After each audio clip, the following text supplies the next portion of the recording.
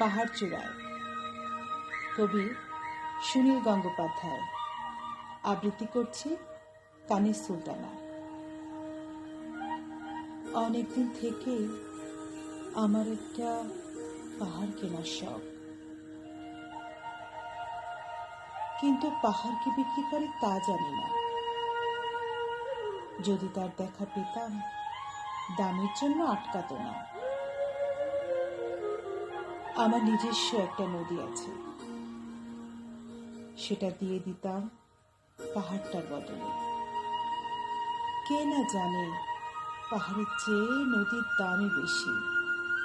পাহাড়ের স্থানও নদী বহমান, তবু আমি নদীর বদলে পাহাড়ই কিনতাম, কারণ আমি ঠকতে চাই।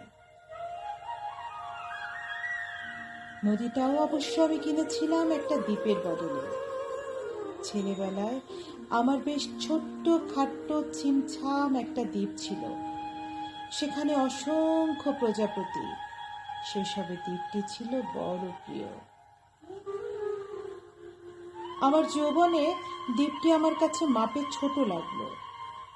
প্রবাহমান ছিপছিপে তন্নি নদীটি বেশ পছন্দ হলো আমার। বন্ধুরা বলল, ওইটুকু একটা দ্বীপের বিনিময়ে এত বড় একটা নদী পেয়েছিস, খুব তো জিতেছিস মাইরি। তখন জয়ের আনন্দে আমি বিহ্বল হতাম। তখন সত্যি আমি ভালোবাসতাম নদীটিকে। নদী আমার অনেক প্রশ্নের উত্তর দিত, যেমন, বলতো আজ সন্ধ্যাবেলা বৃষ্টি হবে কিনা? সে বলতো, আজ এখানে দক্ষিণ গরম হাওয়া। শুধু একটা ছোট্ট দ্বীপে বৃষ্টি, সে কি প্রবল বৃষ্টি, যেন একটা উৎসব।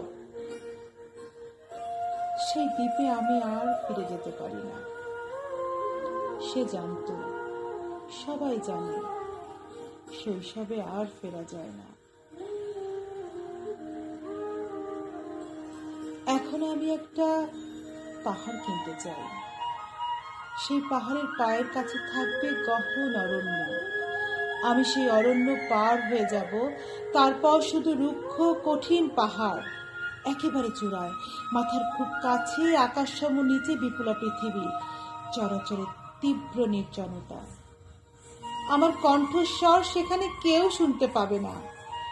আমি ঈশ্বর মানি না, তিনি আমার মাথার কাছে ঝুঁকে দাঁড়াবেন না।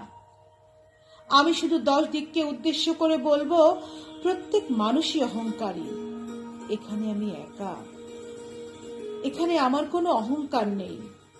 এখানে জয়ী হওয়ার বদলে ক্ষমা চাইতে ভালো লাগে।